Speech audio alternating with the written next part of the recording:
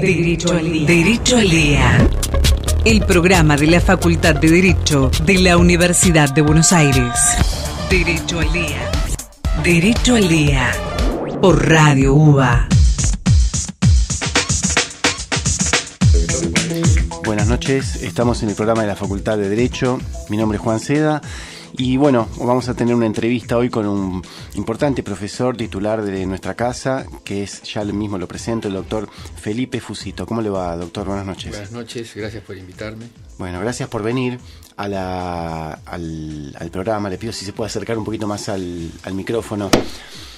Estamos realmente congratulados de su presencia. Usted es uno de los profesores importantes, titulares de nuestra casa, pero en particular, a mí me interesaría hoy, dentro de los muchos temas que podemos tocar, conversar sobre su especialidad, que es sociología jurídica, porque usted se ha dedicado a la sociología jurídica desde la perspectiva, desde una formación inicial como abogado. Usted se recibió en el año 69. Sí. Es así.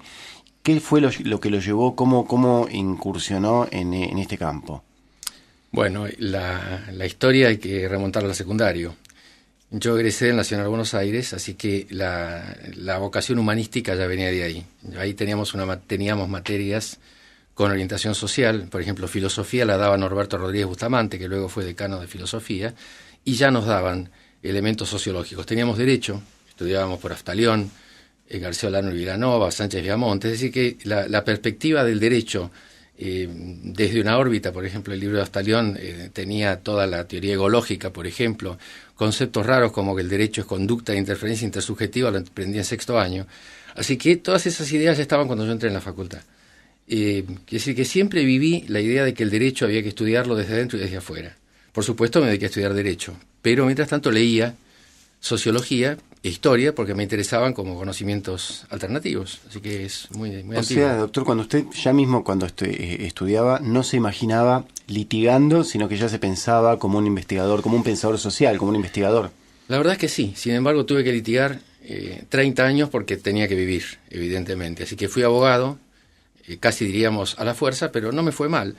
Y me sirvió mucho porque, en definitiva, me parece que para hacer sociología jurídica hay que tener la práctica del derecho. Así que me parece que lo que yo pude hacer se debió precisamente a que fui un práctico del derecho. Si no hubiera sido un teorizador más, no era lo que quería. Así que... Claro, me interesa esa utilización del verbo que dice fui abogado. O sea, ¿uno es abogado cuando litiga? Uno es abogado cuando litiga o cuando es juez o cuando ejerce un rol jurídico, no solo por recibirse, me parece. Uno puede decir que el investigador también es abogado, pero en la especialidad que yo realizo me parece que es fundamental la práctica. Me parece que en todas las ramas del derecho la práctica es fundamental, pero si hay una que la requiere es la nuestra, no hay duda de eso. Bueno, y específicamente, ¿cómo la sociología, cómo es el cruce entre estas dos disciplinas? Porque imagino que también podría haber sociólogos, o sea, la sociología jurídica podría estar conformada por sociólogos que estudien el fenómeno legal.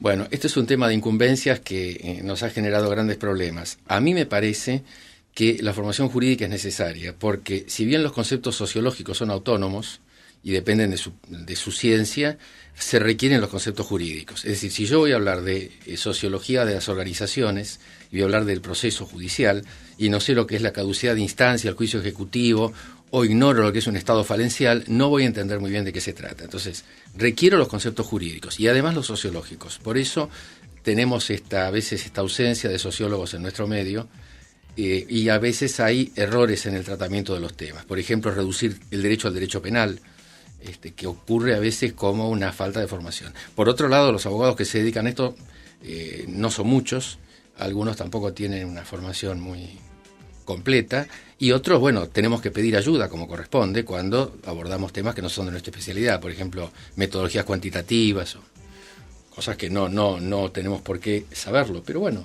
la idea es aportar las hipótesis sociológicas. Claro, y me pongo por un momento en el lado también de los sociólogos. Los sociólogos también no podrían, a su vez, disputar esas incumbencias y decir, bueno, el abogado sabrá del objeto de estudio, pero no tiene las herramientas metodológicas o teóricas de fondo que puede tener nuestra disciplina. Por supuesto, el abogado tiene que formarse en sociología, pero además de esto, nosotros requerimos un trabajo interdisciplinario. Los trabajos que yo hice de cierto nivel de investigación contó con el apoyo de metodólogos especializados en estudios cualitativos y cuantitativos. Uno no pretende abarcar todo, pero tiene que saber de qué se trata. Bueno, el marco teórico lo tiene que conocer. Claro.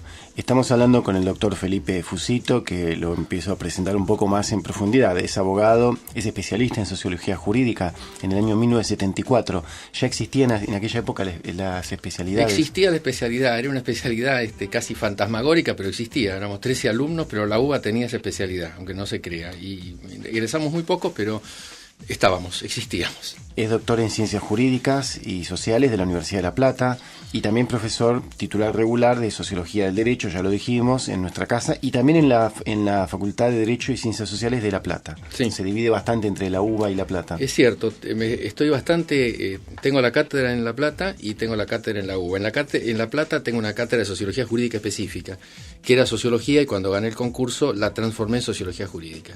Y también una cátedra de Introducción. Y acá tengo una cátedra de Sociología del CPO. Claro, y aquí tengo muchos, si leo sus antecedentes completos, se nos va el programa entero, pero quiero destacar, por ejemplo, integra el Banco de Evaluadores de la CONIAU como investigador en la categoría 1 para acreditaciones de posgrados y doctorados. Uh-huh. Ahí ya tendríamos un tema de debate para... Sí. En especial, lo vamos a invitar especialmente para discutir un día el tema de la acreditación. Pero usted nos hablaba, doctor Fusito, sobre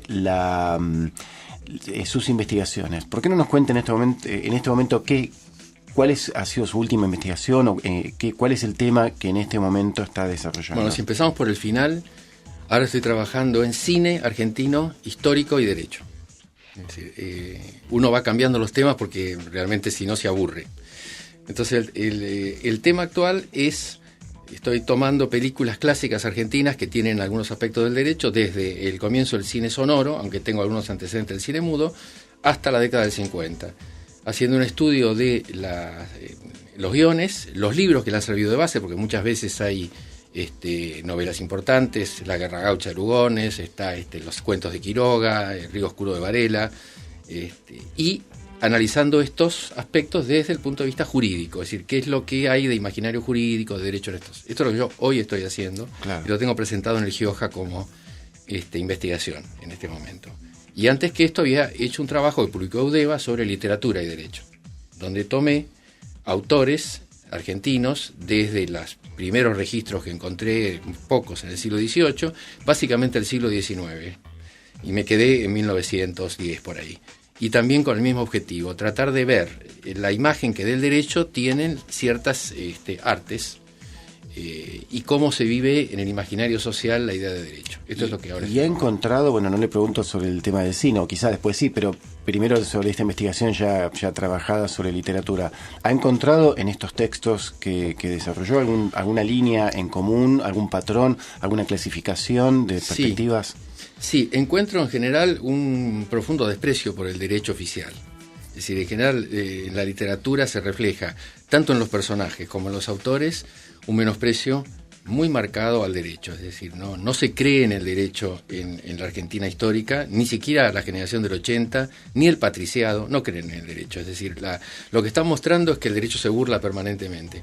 El cine también muestra bastante esto, ¿no? Es decir, hay una visión oficial, porque el cine de la década del 30, el cine de la década del 40 es muy controlado desde el punto de vista, aunque algunos autores como Di Núbila dicen que no había censura, pero había autocensura y había apoyos oficiales, entonces el cine está muy controlado. Y a pesar de esto se nota que, llegado el caso, la justicia opera fuera de la ley.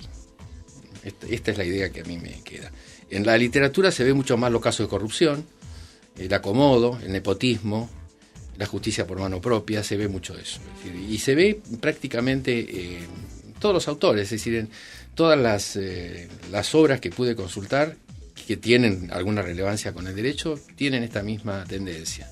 por algún motivo me viene un poco a la memoria esa obra del clásico, ¿no? de Carlos Nino, ¿no? El país al margen de la ley. ¿Hay una valoración favorable de pasar por el costado de la ley, como diría Nino ahí?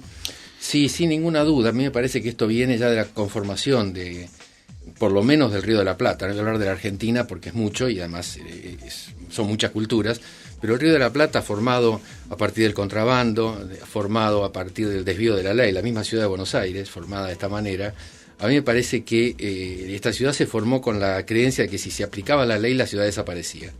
Y esto quedó de alguna manera en el imaginario colectivo, y ahí creo que tenemos una serie de problemas respecto del cumplimiento de la ley, desde el tránsito urbano, que vemos lo que es, hasta a veces hechos mucho más graves, ¿no? Me parece que está en la cultura, lamentablemente. Qué interesante. Estamos hablando con el doctor Felipe Fusito. Vamos a hacer una pequeña pausa y continuamos en Derecho al Día. Derecho al Día. 87.9. Derecho al Día. El programa de la Facultad de Derecho de la Universidad de Buenos Aires.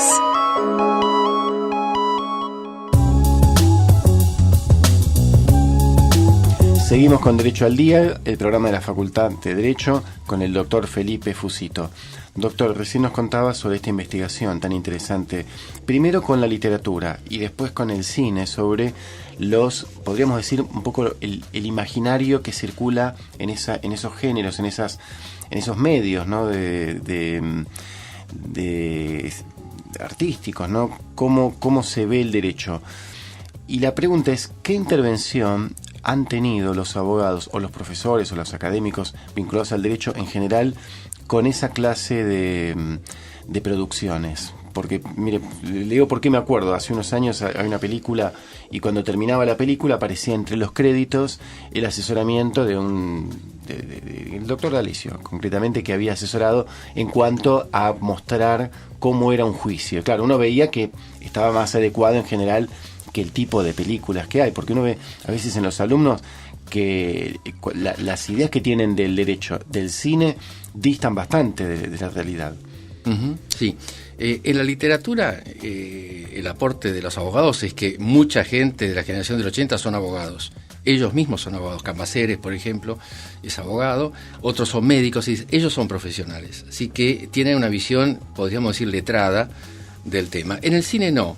Por lo menos en el cine que uno está viendo son guionistas, gente vinculada al ámbito cinematográfico, y toman obras literarias como base o hechos policiales. En lo que yo estoy viendo hasta ahora, la presencia del juez no es un elemento, es más bien la policía y la gente. Es decir, la voz cantante la lleva la policía. Películas posteriores ya tienen presencia judicial. Por ejemplo, El secreto de sus ojos es claramente una película donde lo judicial predomina. En estas no. En estas el juez es una figura prácticamente ausente. Probablemente no hayan querido distorsionar la visión de la justicia real nuestra, que es una justicia de papeles. Sobre todo la penal de ese tiempo era una justicia de papeles. Entonces, imaginar un juicio oral con jurados, etcétera, era muy falsificador. Por eso supongo que ese poco atractivo hicieron que no figurara, salvo como qué condena le daban o qué había dicho el juez, pero no aparecen abogados detrás de esto. Todo lo contrario, diría que hay una presencia fuerte de lo que la gente espera, que el público espera que le digan. Por ejemplo, que las penas son muy leves. Podríamos decir que hay una especie como de estereotipo, de refuerzo de estereotipos. Hay un refuerzo del estereotipo. Por ejemplo, en Fuera de la Ley, está claro que el policía se queja de la lenidad de las penas y la cobardía de las víctimas. Dice que por eso poco puede hacer la policía. En Apenas un delincuente, todo aparece como prácticamente lo dice el mismo protagonista. La gente me envidia, pues yo soy un ladrón. Es decir, no me critica sino me envidia, yo soy admirado. Entonces, este tipo de cuestiones aparecen reforzadas. Claro, y esta, así como por un lado, recién le preguntaba por el vínculo de guiones o de historias con abogados y con letrados, como usted lo llama. ¿Cómo ve que influye, por otro lado, el diálogo o la relación o la influencia de estos filmes con filmes del mismo género de otros países? No. ahí se ve una mayor proximidad. No me cabe ninguna duda que el cine norteamericano de la época tiene mayor presencia, porque además la presencia de la justicia es una justicia visible, es un juez visible, un jurado, el fiscal, es decir, es mucho más teatral, entonces da mucho más lugar. Incluso en películas posteriores italianas como Puertas Abiertas, la que hizo ya María Volonté, es una película judicial. En este momento yo no veo películas judiciales, aunque posteriormente, como digo, sí, ¿no? Claro.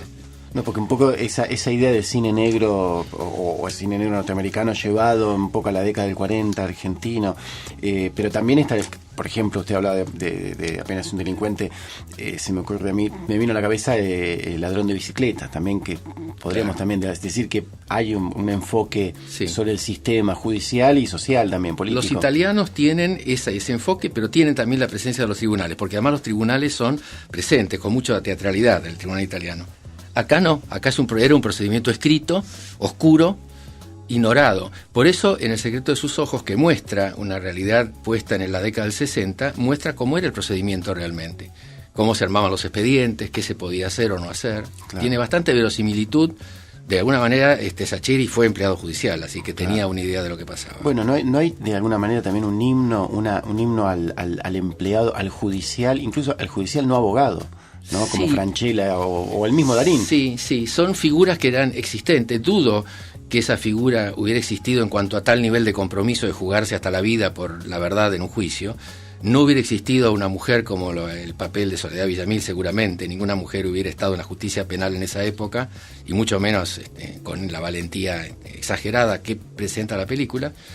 Pero no hay duda que la justicia era una justicia de empleados no letrados, sin ninguna duda. Está mostrando la realidad. Hoy mismo hay mucha gente no letrada que trabaja en la justicia y hace una parte sustancial del procedimiento. Claro, me meto quizá en otro de los temas que también ha trabajado usted y que seguramente ahora en la segunda mitad me gustaría desarrollarlo, pero cómo ha cambiado la construcción del campo laboral, porque antes quizá el solo hecho de ser abogado a cualquier persona la ponía en un lugar distinto en el sistema judicial. Si es así, no sé si está de acuerdo. Sí, se han devaluado las credenciales. La devaluación de las credenciales es prácticamente esto, que un sueldo judicial, aunque sea de empleado, puede ser más seguro que la incertidumbre en un estudio jurídico o tratar de trabajar solo y, quién sabe, morirse de hambre. Claro. Así que esto... No quiero caer en poco el cliché, ¿no? Un poco repetido y quizá contagiado de los médicos que se quejan tanto de la proletarización del médico. Pero de alguna manera sí ha habido como dice usted, una devaluación de las credenciales. ¿Cuántas películas ha tenido que ver, doctor, para este trabajo? Estoy trabajando, he visto unas 20 y tengo que ver casi 60 o 70 para hacer una selección razonable del periodo. Pero además de eso tengo que estudiar también, ya lo he visto, el fenómeno histórico político de ese momento, que va desde el gobierno de Justo, prácticamente desde el gobierno de Iriburu Justo, hasta prácticamente la época de Frondizi, fines de los 50, es decir, que es todo un periodo importante de la historia nacional, que influye. La figura de Apol, por ejemplo, muy influyente en la década peronista, es imposible de olvidar, y las distintas alternativas que no están muy reflejadas en el cine, pero que se notan sobre todo en el manejo de los guiones. Claro. ¿Había efectivamente una situación de censura o funcionaba de otra manera? Me da la impresión de que había una gran autocensura, y cuando era necesario intervenir la censura. Es decir, el primer caso fue Tres anclados en París, que era 3 argentinos en París, y hubo una objeción al nombre, porque como eran ladronzuelos, entonces no podía ser la imagen argentina, porque cambiarle el nombre para poderla exhibir. Y esto es muy, muy viejo, ya del 30 y algo. Claro. Siempre había alguna intervención para cambiar. Y en la época de Perón, los célebres carteles que decían que estos hechos, por ejemplo, la explotación de los mensúes, etcétera, eran históricos, que ya no ocurrían más, para que no se tratara de pensar que era un hecho actual. Claro. ¿Y cómo impactaba la asignación de fondos para subsidios en aquel año? Y me parece que era importante porque muchos tienen agradecimientos oficiales espectaculares, es decir, a la policía, al ejército, a los batallones. Hay grandes apoyos oficiales, y por esto las instituciones públicas son muy bien tratadas. Es decir, las cárceles aparecen como modelos de limpieza y de orden. La policía no toca a un delincuente, ni aunque el delincuente se burle de ella. Es decir, es todo un mundo mágico verdaderamente. Así que en ese sentido se respeta al que auspicia. Claro. Bueno, llegamos a la mitad del programa, así que vamos a hacer una pausa y continuamos con el doctor Felipe Fusito en Derecho al Día. Derecho al Día. 87.9. Derecho al Día. El programa de la Facultad de Derecho de la Universidad de Buenos Aires.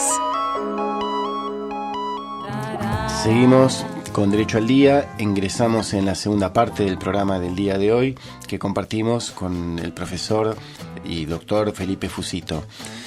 Para cerrar un poco el tema del cine y su investigación, que realmente es apasionante, y cuando la termine me gustaría volver a charlar sobre esto. ¿Cómo funciona la cuestión del mensaje político? Porque en aquella época había distintos temas en cuestión. Usted hablaba de Apenas un delincuente, pero también y de distintos actores.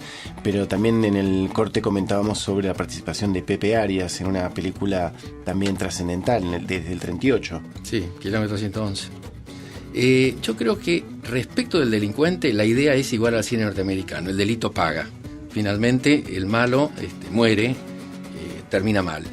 Ahora, el mensaje político se ve más claro en la época de Perón. Por ejemplo, en Las aguas bajan turbias, que es una típica película del 51 de Hugo del Carril, la idea de que los que vienen a resolver el problema del Mensú son sindicalistas, es un sindicato, o el sindicato es armado por los mismos mensúes, no es exactamente igual a lo que surgía de la obra base de Las aguas bajan turbias, que es Río Oscuro de Varela, que son brasileños los que vienen.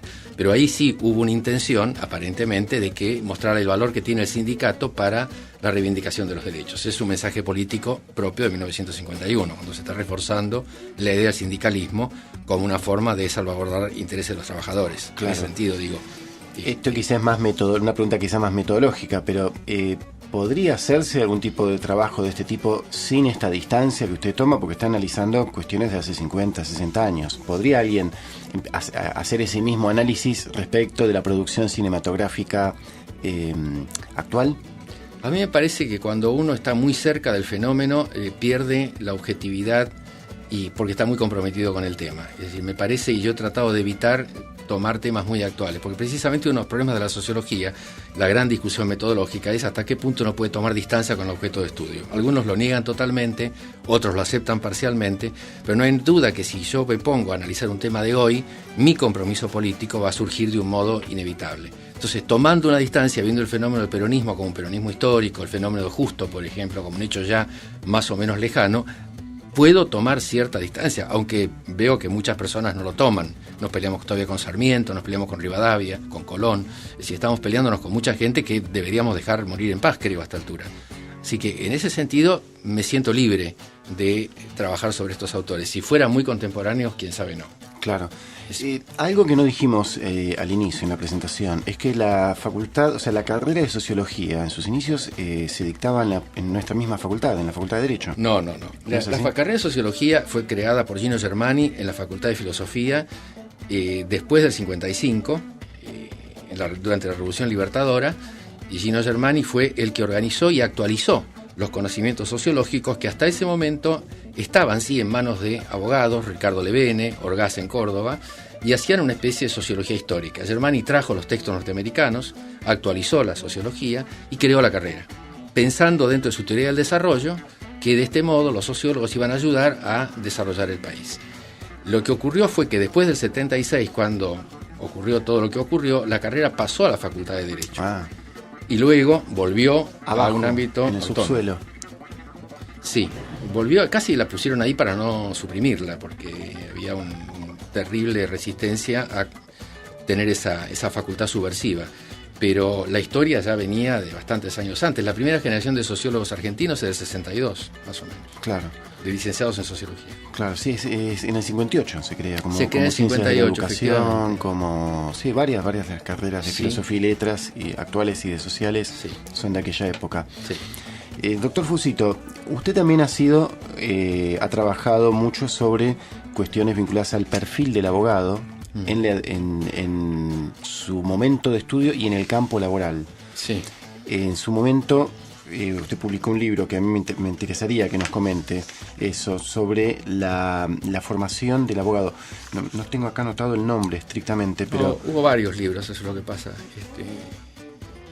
La crisis del derecho en Argentina y sus antecedentes literarios, no, esa es su investigación actual, pero sobre la formación del abogado, la formación de la facultad. Hubo una investigación que fue financiada por el Colegio de Abogados de la Provincia de Buenos Aires y la Fundación Sijuso, que duró 5 años, en la cual trabajamos haciendo un estudio primero cuantitativo, una especie de estudio exploratorio, y luego hicimos un estudio cuantitativo de 1000 encuestas a abogados para que contestaran sobre aspectos de tipo general. También entrevistamos a muchos abogados en otra parte de la investigación. Después hicimos lo mismo con jueces, un trabajo de 5 años que después se publicó y que lleva cerca de 1000 páginas la publicación, donde obtuvimos bastante información sobre distintas generaciones, que es muy difícil de resumir, pero que de alguna manera indica que si era posible empezar solo, esto se acabó en los años 60.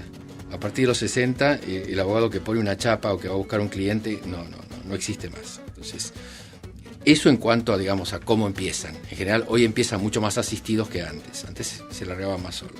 En cuanto al tipo de educación, cada época tiene buenos y malos profesores, hay buenos y malos abogados, es decir, no se puede decir que antes fue mejor que ahora. Ahora ha cambiado, evidentemente ha cambiado el perfil del ejercicio, pero no se puede señalar épocas mejores ni épocas peores, esto no me parece. Respecto de la forma de ejercicio profesional,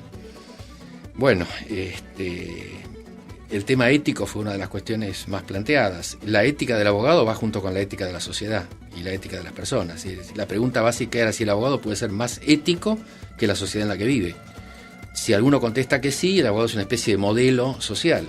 Si uno es realista, dice este abogado no va a tener trabajo, porque a fuerza de ser ético y a fuerza de querer hacer que todos digan la verdad, por ejemplo, y que no mientan, no cabe que tenga espacio en la realidad. Por lo tanto, la ética también tiene ciertas alternativas en esto, ¿no? Es decir, en todos los tiempos hay abogados que se manejan menos éticamente, abogados que se manejan más éticamente.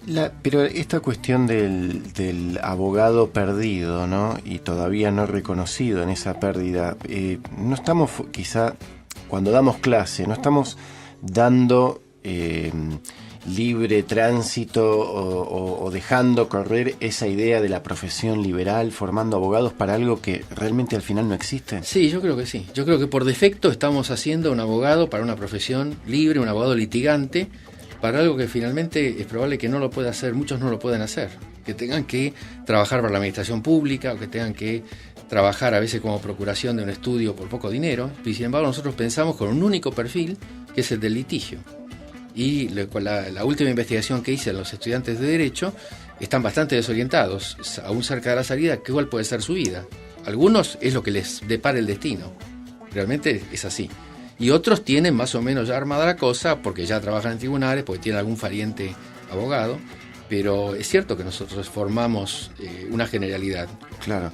Porque también desde otra perspectiva quizá un poco más kafkiana, ¿no? De la idea de burocracia, lo que estamos también finalmente formando son funcionarios, pero que tienen muchísima información y muchísima capacitación para temas a los cuales no se van a abocar. En principio sí, a mí me parece que si subsisten, se genera una carrera, lo que hay es un descarte muy grande. Es decir, cuando tomé la matrícula de la provincia en su momento para hacer este trabajo, tenía 50.000 abogados anotados y 25.000 que estaban en ejercicio, de los cuales muchos menos eran los que realmente estaban en ejercicio. Los otros 25.000 habían desaparecido prácticamente de la matrícula. Es decir, hay muchísima gente que no ejerce o que abandona el ejercicio.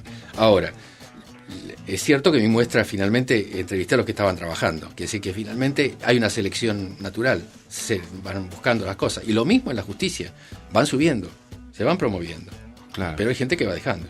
O también se van creando incumbencias. También se van creando incumbencias nuevas, efectivamente. Se va ampliando el campo, lo mismo que permitió ampliar el ingreso a la justicia con la creación de nuevos fueros, del fuero laboral en adelante, permite que haya más gente que pueda ingresar, es cierto, se amplía la base burocrática. Claro. Y la gran pregunta es si se justifica una facultad entonces que promueva tantos abogados en el marco de un campo laboral deprimido. Lo que pasa es que lo otro sería planificar o hacer cupos respecto de las voluntades de las personas. Cuando nosotros teníamos la orientación general en la Facultad de Derecho, muchísima gente se anotaba en la orientación general o privada porque no quería decidir qué iba a hacer.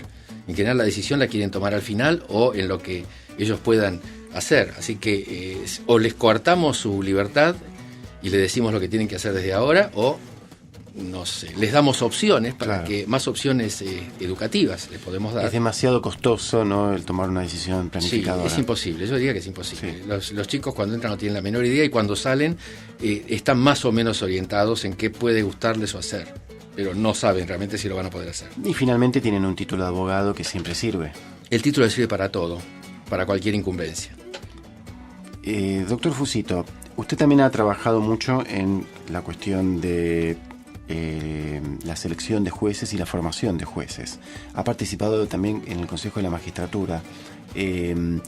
¿Ahí sigue dando clases? ¿Cómo? No, yo fui secretario de una comisión de reglamentación del Consejo de la Nación durante 10 años.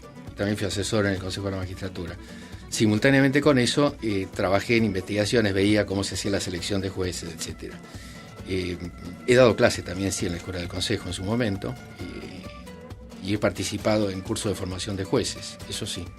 Ahora, la pregunta, ¿cuál es? ¿Cómo se forman los jueces? La pregunta es, claro, la idea es tratar de meterlo en este debate. ¿Cómo se forman los jueces? Y bueno, con los jueces, esta distancia que usted logra mantener, que me parece interesante porque gana perspectiva, pero bueno, ¿qué podemos decir de este debate actual? A mí me parece que los jueces se forman a poncho, se forman en la práctica. Ahora nosotros tratamos cada vez más de darles cursos, orientaciones que les permitan estudiar cosas que no han estudiado en la facultad y que necesitan. Por ejemplo, temas periciales, cuestiones de gestión, de organización, que no forman parte ni siquiera de lo que se les pide para nombrar los jueces. Un juez necesita, además de saber derecho, saber muchas cosas más. Como el viejo juez Holmes, que decía que era un filósofo, un hombre de bien, que sabía muchas cosas y además era un buen jurista, lo que en definitiva hacía una síntesis adecuada. Hace falta saber muchas cosas y uno trata de suministrárselas. Ahora, hoy para mí los buenos jueces son jueces que intuitivamente tienen una percepción de muchos problemas que no les son enseñados en ninguna facultad. Esta es la idea que tengo. Al margen de la decisión ideológica que ellos tengan o de la orientación que los lleve a fallar en un sentido o en otro. Pero la calidad de su trabajo depende muchas veces de su capacidad personal, claro, no de una formación especializada. Y esto quizá, bueno, en este contexto a veces es difícil también hasta pensar la pregunta como para no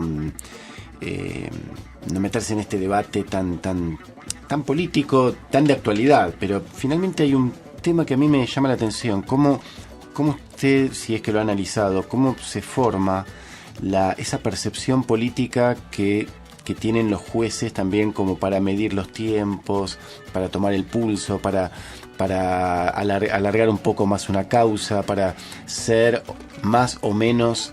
Yo diría que si el juez no está centrado en lo que a veces llamamos en sociología jurídica el horizonte del pasado, es decir, que no está cerrado en su despacho, con sus expedientes y con sus libros de derecho, tiene necesariamente que mirar la sociedad a la cual se proyecta el fallo. Esta proyección le implica una evaluación política. Entonces, si el juez se rige exclusivamente por las consecuencias, la seguridad jurídica está liquidada. Entonces va a ser exclusivamente aquello que convenga hacer a la circunstancia política. Si el juez está exclusivamente limitado a su biblioteca, su fallo puede ser un desastre, porque puede no adecuarse en absoluto a la sociedad. Tiene que estar en un equilibrio muy difícil entre la seguridad jurídica, las normas que aplica y la sociedad a la cual va a aplicar el fallo, porque el problema empieza cuando él ha firmado la sentencia. ¿Qué pasa con esa sentencia? Entonces él tiene que ser consciente de qué pasa con esa sentencia. Es inútil decir que el juez es la boca de la ley. El juez es la boca de la ley, pero tiene que ser el observador social de a dónde va su fallo y para qué sirve su fallo. Es inevitable. Y para esto el juez tiene ideología, porque es imposible pensar que el juez no la tenga. Todos tienen ideología y actúan de acuerdo a sus ideologías.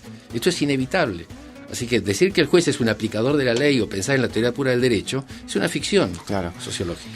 Y sería una buena idea que esa ideología se transparentara al punto ya no solo de plantear ejes ideológicos básicos, e incluso filiaciones partidarias?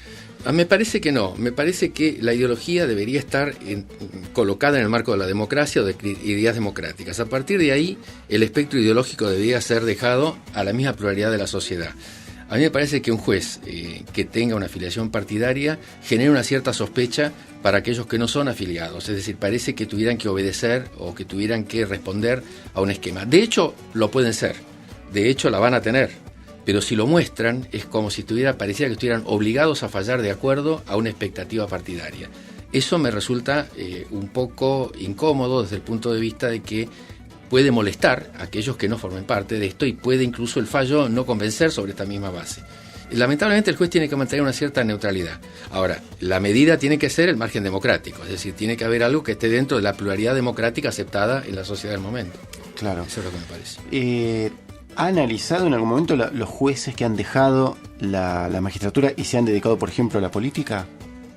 En realidad vi algunos jueces que se dedicaron a la política, me parece que ya eran políticos cuando eran jueces, y vi muchos más jueces que dejaron la actividad judicial para dedicarse a la actividad privada, y fue en general una gran pérdida para la justicia, claro. Porque esos fueron los momentos de sueldos muy malos, de depresión, entonces los estudios jurídicos importantes se llevaron muchos jueces de calidad, y de algún modo desprotegieron por un tiempo a la justicia. Es decir, si la justicia no paga aceptablemente bien, la defensa privada está mucho mejor pagada que los jueces que van a resolver. Pero esto luego se equilibró y en este momento no ocurre. Ahora, los jueces políticos ya eran políticos y luego hacen política libremente. Sí, me parece que no cambiaron mucho en su perfil. Y doctor, me interesa esto que planteaba del tránsito, del feliz tránsito de juez a abogado litigante.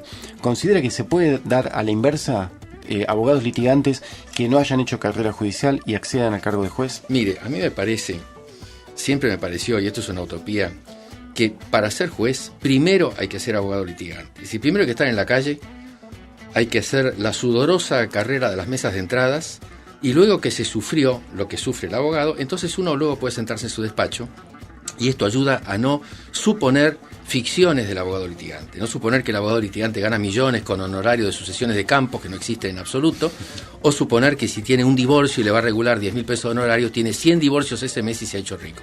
Salir a la calle muestra la realidad. De hecho, los jueces que conozco y que he conocido que ejercieron la profesión son mucho más prácticos en el momento de ejercer la magistratura. Es cierto que hay jueces que pueden ser prácticos sin haberla ejercido, pero me parece que ayuda mucho.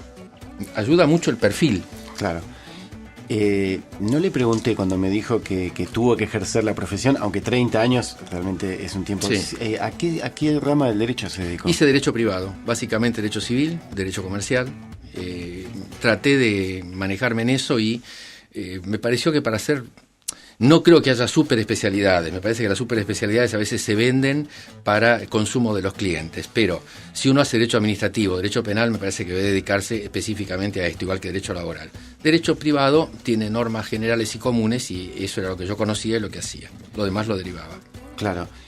Y llevando un poco a la expectativa de sus alumnos, claro, usted da en varios lugares, en el grado, en el posgrado, pero quizá los alumnos más de grado, los que están estudiando abogacía, ¿qué percepción ve que tienen ante materias quizá no tan instrumentales, ¿no? Que no sirven para tanto? Le pregunto porque yo doy familia y sucesiones, y cuando uno habla de la demanda y de lo que tienen que ver para tribunales y como ellos dicen, lo que les va a servir, anotan todo. Cuando habla de cuestiones más teóricas, bueno, como que eso, quizá como que hay una sobrevaloración de lo instrumental. Bueno, ya Carlos Cosio decía en el año 33 que esta era una facultad profesional y que nosotros teníamos que pensar que el gran jurista era una figura excepcional. La gente va a buscar una salida laboral. Por lo tanto, las materias no jurídicas son vistas con cierto escepticismo. La que más escepticismo lleva es economía. Economía, de acuerdo a la última investigación que hice, es detestada por una gran cantidad de gente, lo que es un error, porque el abogado debe saber economía, pero no les gusta. Filosofía está cerca. Sociología la aceptan un poco más, pero no mucho más. En general tiene una gran tendencia a cerrarse en lo jurídico. Y esto es una lástima. Yo creo que deberían abrirse. Pero bueno. Y lo jurídico con una perspectiva un poco instrumental, ¿no? Lo jurídico con una perspectiva instrumental. Debería estudiar literatura nuestros queridos alumnos, por ejemplo. Sería una buena apertura. Claro.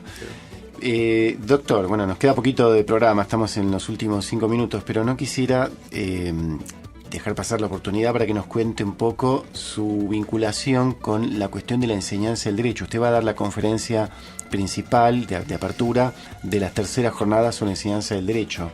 ¿Cuál es su vínculo, independientemente de que ya nos adelantó bastante? Pero ¿por qué no nos adelanta de qué va a hablar en esa inauguración? Mire, voy a rescatar a Alfredo Colmo, profesor de Derecho Civil de los años 20, que decía con gran inteligencia y con gran indiferencia de sus colegas que el plan de estudios era mucho menos importante que el profesor en sí mismo y que no había planes sino profesores. Quiero decir con esto que a mí me parece que la construcción en el aula es mucho más importante que todas las elaboraciones teóricas que se quieran hacer y todas las armazones, a veces con palabras que suenan novedosas, pero que resultan exactamente los mismos. Yo puedo llamar espacios curriculares, puedo llamar objetivos y puedo tener los viejos programas y puedo venir con el código y pedir, como dicen que algunos profesores piden, el que no entre en el aula con el código no puede entrar, y acá hay que abrir el código y leer. Es decir, si tengo profesores que están en el siglo XIX, me parece que los planes de estudio no me van a servir. Tengo que actualizar a los profesores más que a los planes, lo mismo que los jueces. El mejor código en manos de un mal juez no sirve para nada. Un mal código en manos de un buen juez puede ser un instrumento. Yo creo que aquí es lo mismo.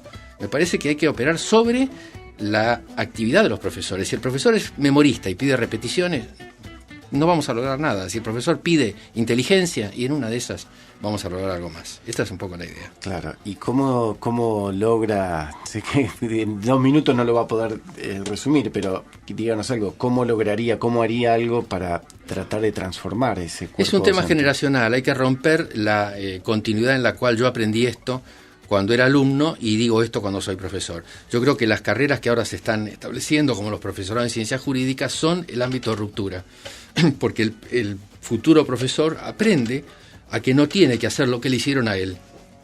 Y ahí puede estar el cambio. Claro. En las nuevas generaciones. Los viejos somos incorregibles. Ya me parece que... Lo que pasa es que en carrera, ahora ya como titular se lo planteo, en carrera docente, cuando los auxiliares hacen los talleres, dicen